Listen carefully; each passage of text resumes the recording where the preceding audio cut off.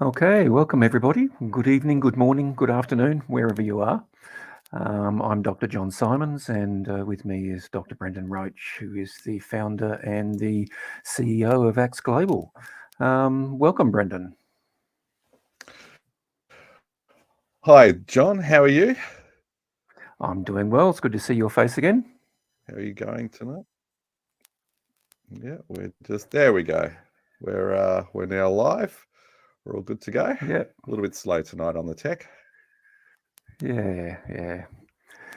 So tonight we're hoping to have a chat with Dr. Brendan and find out where he's been, what the journey's been.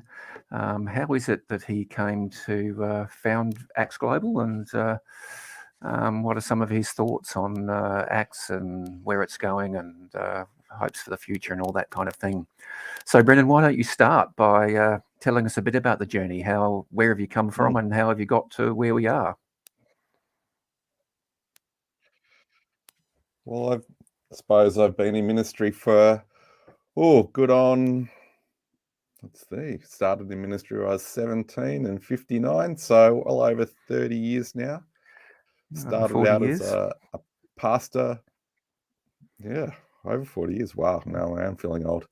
And started out as a young man preaching in church, and then went to Bible college and planted a church up in the hills of Melbourne, in a place called Belgrave. So that was very good. And then was part of the mother church for a total of 12 years, eventually becoming the senior pastor at that church. So at the same time along that journey of pastoring, I was also doing study and eventually doing my master's degree, and completed my master's degree. I then went on to do teaching in a local Bible college called Harvest Bible College. So that's sort of how I was sort of straddling both worlds of Yep. pastoral ministry and Yep. also teaching in Bible college, starting with exciting something like Hebrew, and something that no one else wanted to teach, so they gave me a go as a young guy. There we go. Amazing how you end up with some things, isn't it? Mm. Yeah. So from there, you obviously, from what I know, Brendan, your Harvest Bible College became something that was more and more important in your ministry as the years went on. What happened with that? How did that come about? Yeah, so I started, as I said, started as a part-time lecturer at Harvest Bible College, and was there for 20 years. And over that journey had taken on many different leadership roles and positions, starting with being the academic dean, and then going and progressing to be the principal, and then finally the president. So that was one of Australia's largest ministry training Bible colleges for Pentecostals and evangelicals in Australia. By the time I finished there, we had just over 800 students who were training with us and studying with us at Harvest Bible College. So we were located in 3 different places around Australia, in three of the capital cities, and so it was very fruitful, very productive ministry. So Yeah. in my time there, I came across a lot of different people and got a lot of invitations, and started to travel to Africa about 15 years ago and do ministry in Africa. And when I was there, I sort of started to really think and pray over the journey. What can I do to sort of help, besides just send one visiting lecturer once or twice a year, which was all we could do at that time. So Africa was, and other places around the world. I've been to Myanmar, and been to many other, been to the US and the UK and other places as well. Yep. So I sort of started to really pray about how can we train more people for ministry, not how do I run a Bible college. So that gave some of the seeds of what we now call Axe Ministry or Axe Bible College. Yes, I remember you came to visit us when we were in Western Kenya at East Africa School of Mission. We were developing East Africa School of Mission there, and Dr. Brendan Yeah. turned up and cut the ribbon to open the college at that time. I seem to remember that was quite an occasion. So, Brendan, how did you go from the idea of a physical campus? Harvest Bible College was a large Bible college and a number of large campuses, and there were some online studies being done as well. But how did you go from there towards something like Acts, which is the other way around? It's online, and there's very little in terms of physical offices for Acts Global.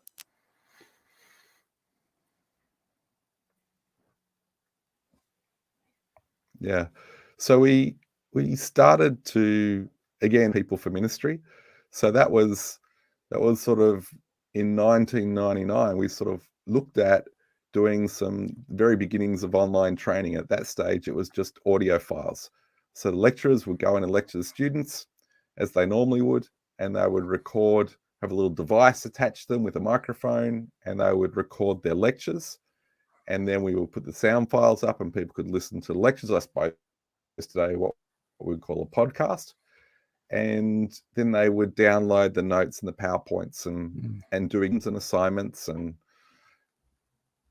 they would have to sort of be in the area of the college because or have access to a theological library, because they'd still have to come in and do their assignments, and they'd need a really good sort of sized library to do that.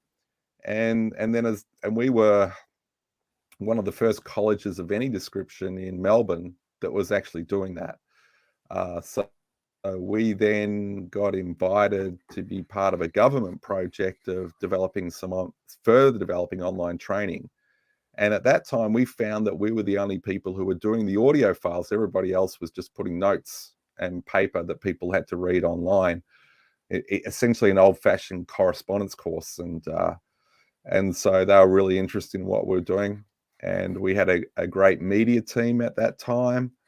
So a guy by the name of Tex, or Gary Houston, we sort of started talking to him, and we developed a system where he was able to film inside the classroom. And then we recorded that, and then we developed that, and then we went to doing live streaming with that. But we still, at that stage, I remember one Old Testament class, I had 80 students in the class and I had 3 students online. So it wasn't really the sort of thing, well, we thought about it and we went, okay, well, people, if they can come, would come, rather than being in the suburbs of Melbourne and not come. So we morphed that into a way where they could do it at any time of the day or night. And that's when it all started to really take off at that point. So that was a sort of the journey. And then, so simultaneous to that, we kept on developing the online training and looking for better and better ways to do that. And at the same time, God speaking to me about how we can provide training to people who are desperate for training but can't get it anywhere. So we looked at developing the online courses, and I was looking at, and put it very simply, I found 8 ways that it didn't work. So we tried things and they failed. We tried something else and it failed. We tried something else and it failed. And we did this, and we tried subtitling and that didn't work. And we tried this, and the last thing we tried was actually setting up an online campus out of India. And that was looking reasonably good, but still it was way too expensive. It was about 15 to 20% of what an Australian or American student would pay. So it was still going to cost a substantial amount of money, which basically, from my research, people from almost 150 different countries of the world would still not be able to afford the training. So at that point, I'd sort of decided with my wife that we were going to go on a spiritual sabbatical and pray about what God was really calling us to do. Yeah. So when was that actually? Oh, that was 2017. Okay. So I was leading a group of pastors on a study tour of Israel, and I've been as I said, I've been working at the college for 25 years and hadn't taken any long service leave or had a real sabbatical. So I just felt that this thing wouldn't go away, and so we sort of then took some time after the Israel trip we went to Europe, and we stayed in a couple of locations for long periods of time. Well, we were there away for about 4 weeks, and we spent 2 weeks in one location. We spent almost 2 weeks in Rome at the end, which was amazing. And rather than doing the tourist thing where we were just running around and seeing things, we went on a lot of walks. And first place we were at was sort of in the country, and we spent a lot of time hiking and walking and praying. And pretty much by the end of the second week, we sort of felt that God was calling us to start the ministry of Acts and to resign from Harvest Bible College. So that was a fairly challenging thing in the sense that I've been there for 25 years. The college was at the height of its ministry. It had seen more students. So it wasn't like things were dying or going backwards, that I was looking for an opportunity to get out and get into something better. Ironically, in that year, I had 2 offers to take over other Bible colleges, one in Australia and one in the UK. And so it was, things were great. There was a lot of opportunities. There was nothing that was going bad, so to speak. But I just couldn't get away from this sense that God was calling me to start this ministry of Acts. And later on, I'll tell you a little bit about how we came up with that name, because I know a lot of people are interested. Yeah. So yeah, we came back, cut a long story short, told the board, and then we announced it at that year's graduation that I would be leaving the college and starting this ministry called Acts, which would be providing free online training for people all around the world to be able to do it. So yeah, that's where we got to with that. Yeah, that's certainly been a passion of yours for a long time, Brendan. And I know, because I did some recording for you back in 2014, which was well several years before this. We did some recording in French, and even back then it was a passion for you, and you knew this was something that God had put on your life. It's just interesting to see the way it came to fruition. Perhaps not the way you originally expected, but it was something that God had his hand on, and he was guiding you towards it. Yeah, I mean, that was very, very pivotal time, because what we did is you did the recordings, and we're using some of those recordings now in French. And I met with Pastor Israel Sembe in Kinshasa, a very well-known Assemblies of God leader and pastor in Democratic Republic of Congo. And what we had done is we had got 20 iPads or tablets, and we'd put the recordings on that, and then I brought them across to Kinshasa, and then Pastor Israel distributed them. And that teaching literally went all around the world. I think 2 went to Paris and 2 went to China, and many other places like Rwanda and other places around Africa. I'm not sure where they all ended up, but they went really well. And that was really good.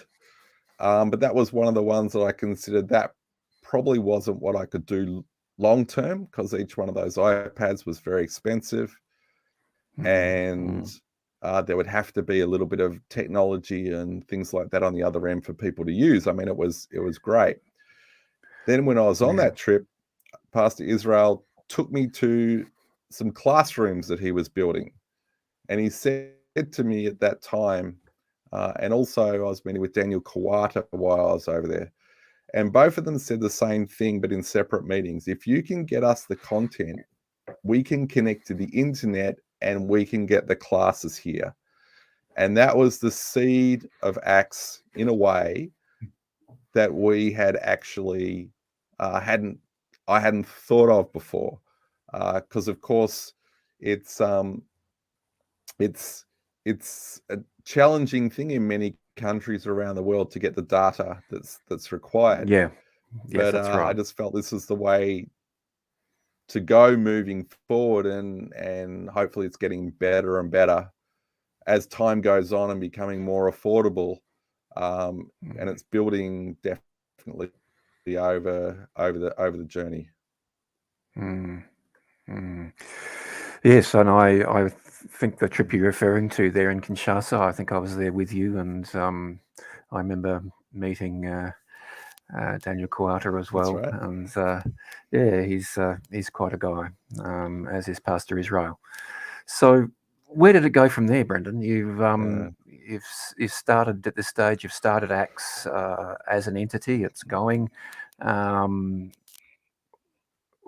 how do you get things going from there? Obviously, you need material, you need people, you need hardware, you need a lot of things. How did this all come about? Yeah, yeah. So when Carol and I decided that we were going to start Leave Harvest and start the Ministry of Acts, we had nothing. We just had the idea. And so I went to the board of Harvest Bible College and I spoke to them about it, and they were very good, and they donated all of Harvest online courses, which are very high quality. And so now we had literally over 100 different courses we could teach. So that was great. And then a few months later, they made a decision to give us some startup equity, some funds, so that myself and Tex could actually get an office and start building the courses and recording new courses. So that was enough funds to keep us going for the first 2 years. So that was 5 years ago. So praise God, we're still Mm, going. mm, And yeah, then yeah, but then even though we had all these amazing Harvest courses, we had to rebuild them. We had to load them into a platform. We had to yeah, yeah, figure out how we were going to make this work in a practical sense. yeah. So that took us the first year was just building some of the basic courses to get that started. Mm, mm. I think most people don't understand the amount So of we work we that then goes in gathered behind the a team scenes. originally. Yeah, yeah, it takes quite a long time to edit the videos to make them suitable. Those of you who are doing the courses would know the videos don't go for longer than 15 minutes, and they're very intense. They're very content rich, a lot of information. So the old Harvest material had to be re-edited. And then some of them had no PowerPoints, so we had to create the PowerPoints that would go in those courses. And so that took us in the first year, maybe we were able to develop 2 or 3 qualifications, 20 or 30 courses, which seems like a lot, but we now have, I think, somewhere near 150 courses. So that was very intensive. And then we hired some staff at that time to give us a hand in doing that. And we also thought that we'd be able to market this in Australia and the US and the UK and be able to receive some income by selling those courses. So we spent a lot of time building that as well. Unfortunately, that process didn't go particularly well. So we then shifted to focus entirely on providing the free training. We've still got the other courses, and we've got many great partners around the world who do those courses. But we wanted to then, what really started to happen, we saw we've got hundreds of students in those paid courses, but then we started to see an explosion of the free training for Africa and South America and Mm, mm, Asia and yeah, Eastern Europe. And so yeah, we just saw it, and the Caribbean, we saw it explode. So we then went, okay, we just really need to focus on that, on what God's called us to do. yep, And then so we then we wanted to get across, as you well know, we wanted to get into Africa. We wanted to launch the yep, French program, and COVID hits. Surprise, surprise. Everybody yeah, has got their yep, COVID story. yeah, So this yeah, is ours. So we, in the period of COVID, I think John was on the team by then, and he's in a different city Yes. to where we are in Melbourne. And so we just started building courses and writing quizzes and preparing PowerPoints. And so we did 3 years of work in a year and a half. So that was really good. It fast tracked what we're able to do. And when then about the middle of last year, about a year ago now, we finished the course build. So that was very exciting, and so we were basically ready to go, and just Yeah. letting people Yeah. know that the courses and the qualifications were out there for people to use. Yeah. Yes, I remember recording some courses sitting at my desk at home during a COVID lockdown. I seem to remember that Tex sent a camera over from Melbourne for me to use, and when that arrived, there I sat across my desk and recorded some more courses. It was not how I expected to be doing it, but you adapt to the circumstances, Yeah, and Axe has gone. Well, he's going from strength to strength. yeah, it is. It's just phenomenal. We were, I think we changed systems in the early days, and we had less than 100 students on that first system, and we thought, oh no, this is a big change. This is a lot of students to lose. And we transferred across into the new system that we're using now, which has just been, it's been really, really a really good blessing for us to be able to do that. So we then were able to build on that. And I remember, and you might see it in some of the introductory clips where we're introducing ourselves. John is there on a big TV while the rest of us on the team are in the Act Yep. studio. And Yeah. John's doing a little bit of translating in French, and we just sort of made it work. And again, Yeah, that's right. which I think set us up for what we're doing tonight. And in the future, we're going to be doing a lot more of this, or doing it once a week, and giving people the opportunity to engage and connect and ask questions and do things. I'll do some things in English, and of course John will do you'll do yours in French, and I'm Yeah.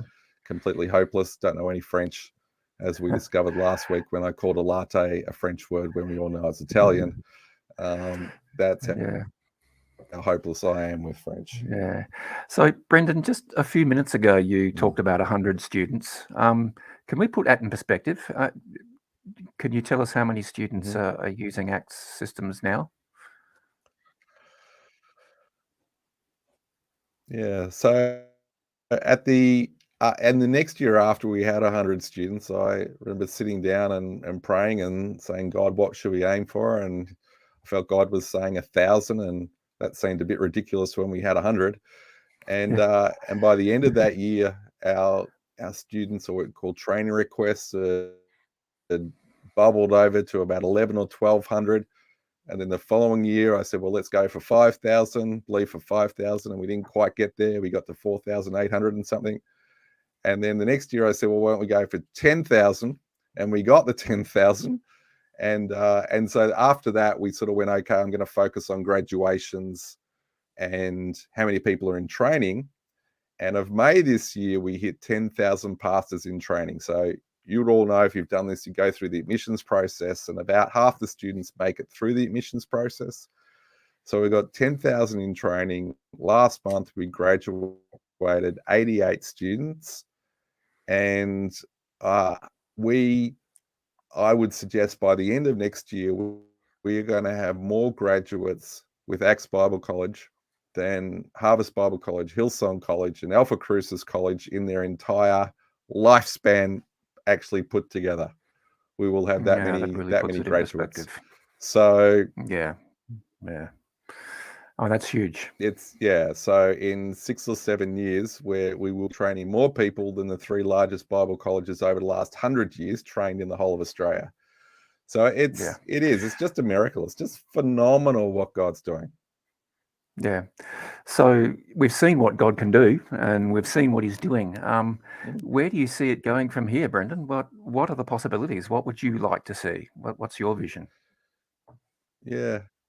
I don't know. I was just thinking about that today. I'm sort of writing a little bit of an update to our financial supporters and prayer supporters, and it was sort of like it's interesting if you look on the Acts Global page. It's saying we're hoping to train 1,000 pastors. Well, we're blown way past that already. I need to update that to 10,000. And I thought it's not going to be long before we hit the 10,000 actually fully trained. And yeah, it just sort of I don't know. John, they say there's 2.5 million untrained pastors in the world, maybe 3.5 million. It's a lot. I That's a don't want lot. to seem arrogant or anything like that. Yeah. There's a lot of people out there to train, and if we just keep going the way that we've been going, then it will be phenomenal to actually. I don't know. Everybody thinks I'm crazy when I'm saying different things. Hi, Victor. Good that you're enjoying what we're doing. Yeah. I'm thinking 100,000. I really am thinking 100,000, and and John, you know far better than I that there's a lot of people training pastors in English, Mm, mm, yeah. but there's not. There's a fraction of that training people in French, a fraction of that in Spanish, a fraction of that in Arabic, a fraction of that in. Sorry to my African brothers when I mispronounce this. Kwasahili. How do you say that, John? Help me out here. Ki- How do Kiswahili. you say the proper way to pronounce Swahili? Swahili. Kiswahili. Kiswahili. Yeah. And Yeah. like 100 millions, like people tell me there's 100 million of that language group in Africa, which their needs aren't being met. I Yeah. mean, there's phenomenal colleges out there, small local colleges, Yeah. but they just cannot meet the need of all these pastors who need training. Yeah. Yeah. So, we're just gonna go for the ride, John. Yeah. See how God takes us and see where Absolutely. this goes and see how many Yeah. people we can For, train. and there are a lot of people who have heard God's call and they've gone out and planted a church, and by God's grace, God has blessed their efforts and they're doing well. But even such people, when they find some training and they get hold of it, they're so excited because at Mm, the very least they could yeah. see they're standing on a firm foundation now, and they know that what they're doing has a good solid foundation. And in many cases, they learn so many more new things, which increase the effectiveness of their ministry. And the sort of numbers you're talking about, I mean, starting with 100, going to 1,000, 10,000, that's a massive growth. And yet you're talking about millions of Mm, pastors that haven't been trained. There's just yeah. so much more to do, isn't there? Yeah, there is absolutely so much more to do, and we're really looking over the next stage to partner with people who've completed the training, just to start running small groups in their homes, in their local churches.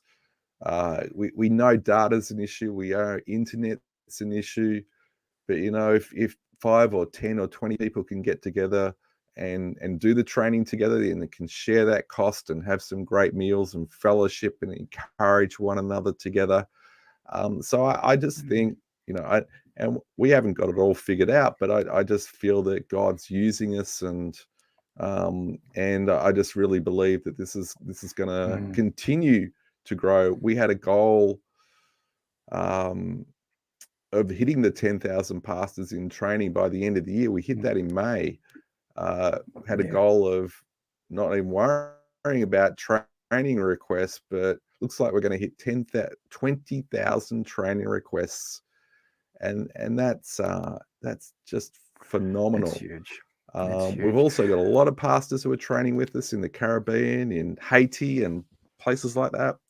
Yeah, the need is Mm, so great, and that the thing I love about when I've traveled around the world, there's not a competitive spirit out there with most people that we're dealing with. It's going, come help us. We yeah, need more yeah. people trained. Come and help our pastors. Mm, And I mm, just love reading as I'm preparing the update. I just love reading the testimonies No, we have somewhere near 15,000 individual testimonies on our website now. So go type in Acts Google testimonies. That's a lot. Yeah. 15,000. I think 3,500 in French and 12,500 in English. So 16,000. Yeah, So it's that's just fantastic. phenomenal. Yeah. It's so encouraging. Yeah. And a lot of those testimonies are talking about how the impact of the training has really just affected the way they do ministry, and things are so much more, so much better now, isn't it? I've read a lot like that. Yeah. Yeah. So yeah, it is, and it is phenomenal to just see. And even there was one of the testimonies I was reading today was a pastor of a larger church who, would probably considered to be doing extremely well. But he said he learned so much about leadership and Bible and theology from doing the course, and how much that had improved his ministry. And then you just get the amazing testimonies of people who say they've been praying for this. So share it with your friends, share it amongst your community, let people know that it's out there, because I know there's people out there praying for this and hoping for this and waiting for something like this to come along. And the great thing about it is you don't need to go to the big city. You don't need to make your way off to Nairobi or Kinshasa or anything like that. You can stay at home, you can work, you can do a couple of lessons a night.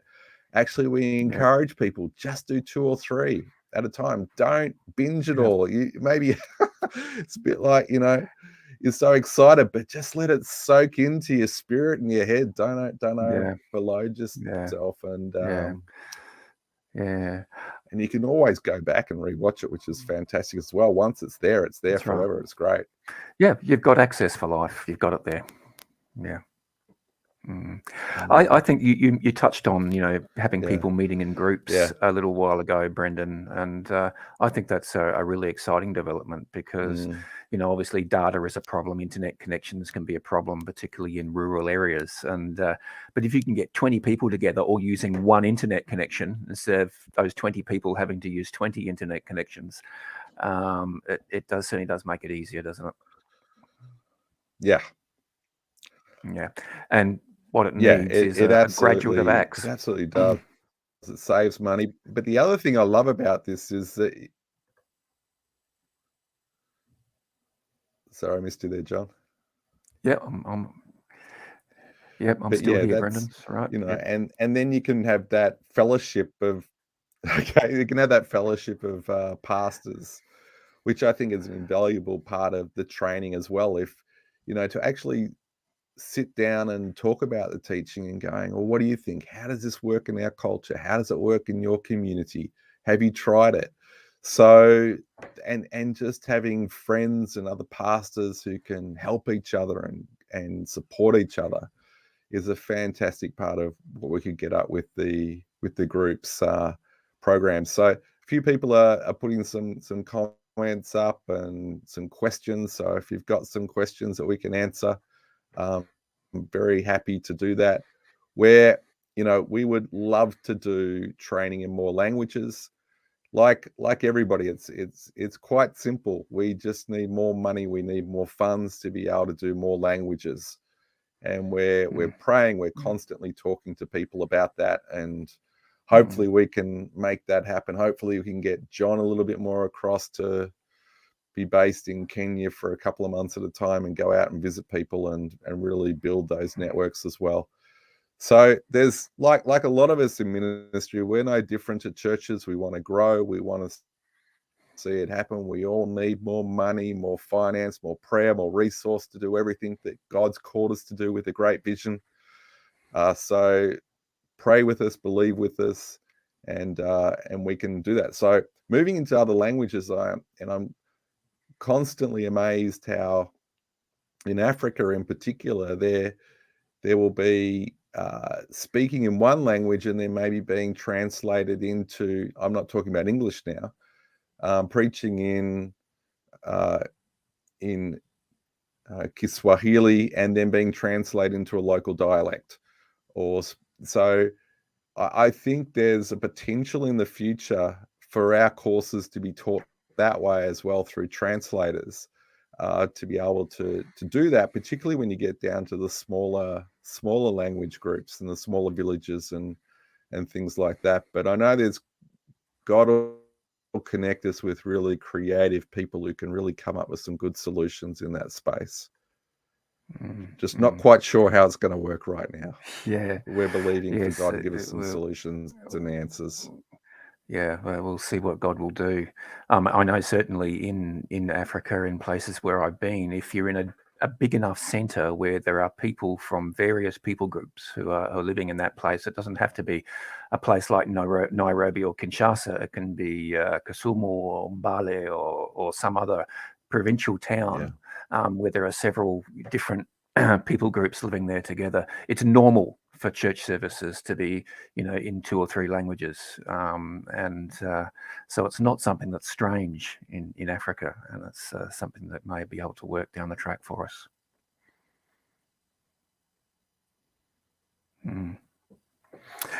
So, Brendan, is there anything else you want to add? Is there some parting comments you want to make, or something else you want to say at this point? We want to reach as many different people groups. I think you're dropping out a little bit there, John. Many different people groups as possible, in many different ways as possible.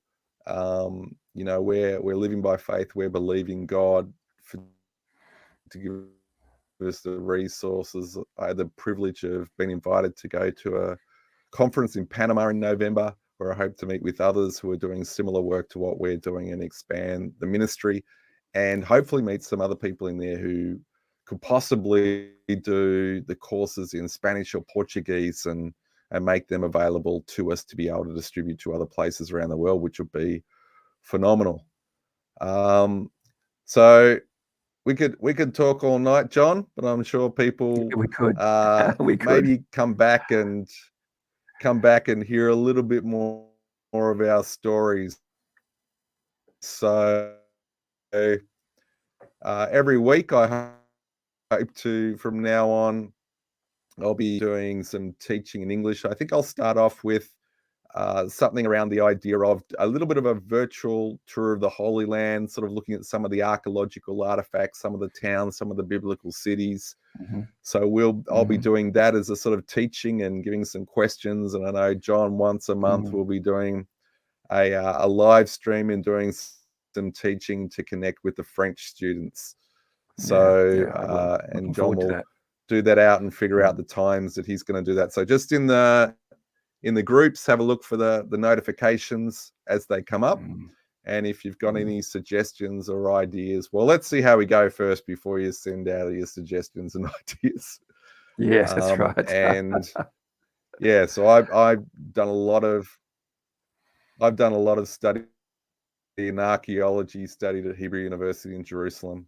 And so I think I'll focus a little bit on that. I've traveled to many, many different biblical sites. So I think I'll take you on a little bit of a journey and put up some photos and some artifacts, and we'll have a look at that and do a little bit of a tour of the Holy Land and look at some biblical artifacts along the journey.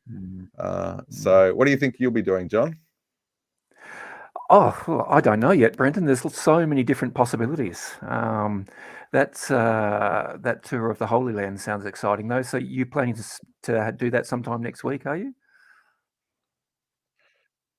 Yeah, so I think we'll start that next Monday night, same Okay. time, Oh, 7 wow. o'clock. Sounds And good. you can watch that in the recording. Yep. And so haven't quite figured out exactly where we'll start again. There's so many different places to start with. But we might start from Mount Pisgah as Moses is about to enter the Holy Land. That's always like to start my study tours there. That's always a great way to look over when Moses looked over and saw the Promised Land for the first time. That's a great place. Got some lovely little Roman mile markers there. So we might start with that and go down into the Jordan Valley and start our tour from there, looking across the Dead Sea into the Holy Land. Sounds exciting. All right. I think that's just about does okay, us well, thank you this time. for joining us. Yep. Yeah, I think so. So Yeah, I think Brendan will certainly see you next week with a little tour of the Holy Land, and I'm going to pop up from time to time with little bits of teaching here and there, and perhaps English, perhaps French, but keep an eye on the notifications so you know what's coming up. Yep. Okay, well, bye for now. We're going to end the broadcast. Thank you very much. Thank you, John. It's always great to catch up. Yep. Thank you, Brendan. Thank you. God bless you. Thank you. Keep up with your studies. Thank you, John. We'll see you later. God bless everyone. Bye-bye. Bye-bye.